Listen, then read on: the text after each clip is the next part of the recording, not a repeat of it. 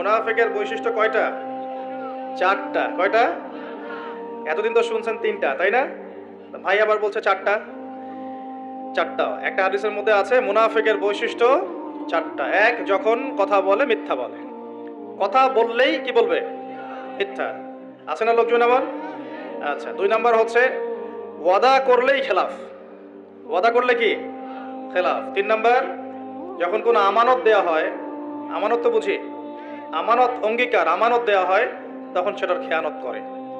চার নাম্বার, যখন উত্তেজিত হয়ে যায়, কারোর সাথে ঝগড়াঝাটি বা কিছু হয়েছে, তখন বিচ্ছিরি ভাষায় গালিগালাজ করে। নবীজি বলছেন, যার মধ্যে এই চারটি বৈশিষ্ট্য আছে সে পাক্কা মুনাফিক।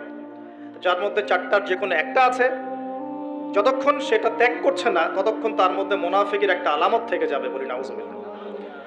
আরো আছে মুনাফিকের আলামত, দুইটা ওয়াক্তের নামাজ পড়তে